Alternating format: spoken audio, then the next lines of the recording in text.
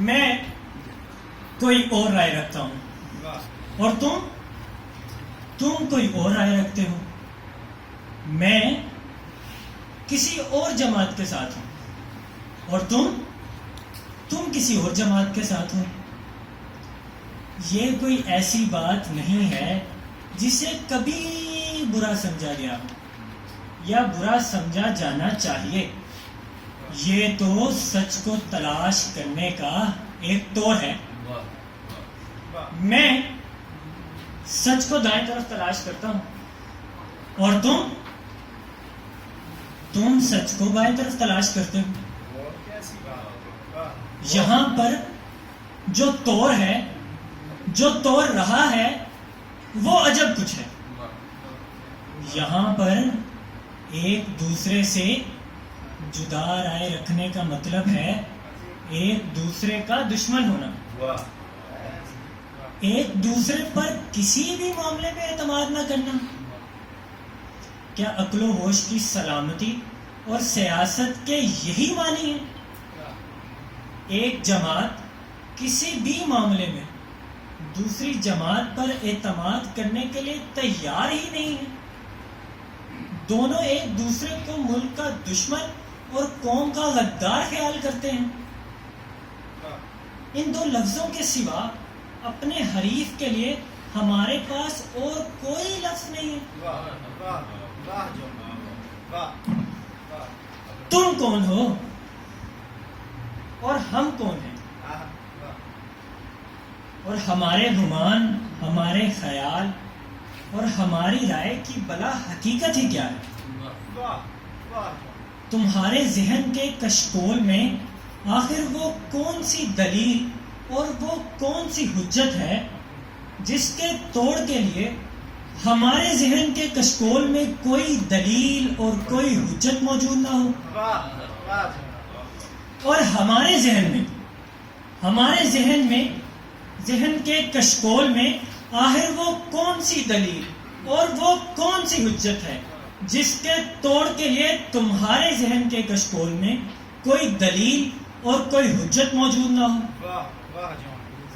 کیا ہمارے باطن یا تمہارے باطن سے الہام کا کوئی رشتہ پایا جاتا ہے؟ ہم میں سے آخر وہ کون ہے جو یہ دعویٰ کر سکے کہ ہم نے جب بھی سانس لیا تو سچ میں سانس لیا، ہم نے جب بھی سوچا تو سچ میں سوچا، سچ کے لیے سوچا، سچ کے ساتھ سوچا، اول سے آخر تک سچ ہی سوچا.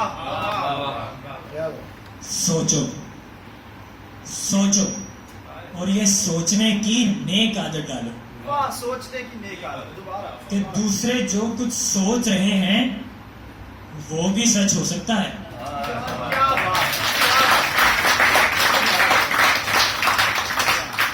سوچو اور یہ سوچنے کی نیک عادت ڈالو کہ دوسرے جو کچھ سوچ رہے ہیں وہ بھی سچ ہو سکتا ہے. نہ تم آسمان سے اترے ہو، نہ تمہارے حریف. تمہیں وجود میں لانے کے لیے زمین اور آسمان نے اتنی ہی مشقت اٹھائی ہے جتنی مشقت تمہارے حریفوں کو وجود میں لانے کے لیے اٹھائی ہے. ایسا کیوں ہے کہ تم کسی بھی رائے اور کسی بھی خیال کے بارے میں اپنے سوا کسی دوسرے پر اعتماد کرنے کی کوئی بھی اہلیت نہیں رکھتے؟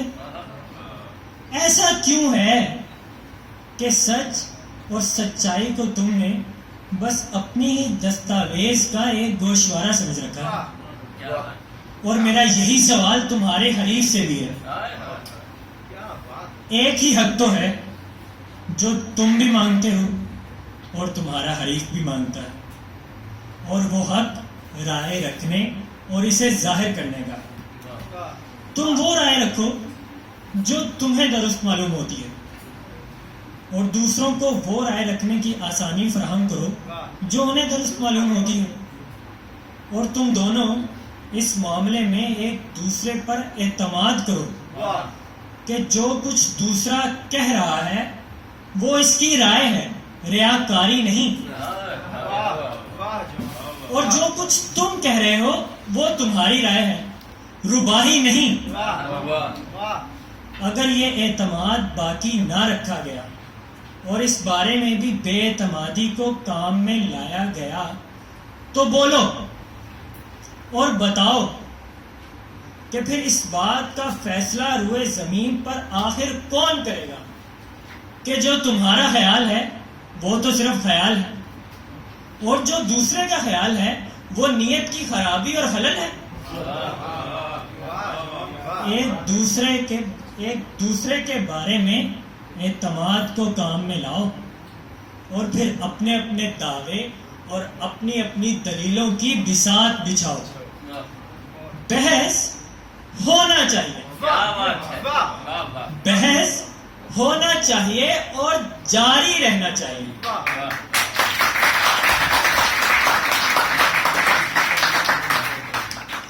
شکوہ کس بات کا ہے؟ شکوہ ہی اس بات کا ہے کہ یہاں بحث نہیں ہوتی۔ ہم لوگ ابھی تک بحث کے ہوگر نہیں ہوئے، ہم تو بدگوئی اور بد بحثی کی عادت میں مبتلا ہیں۔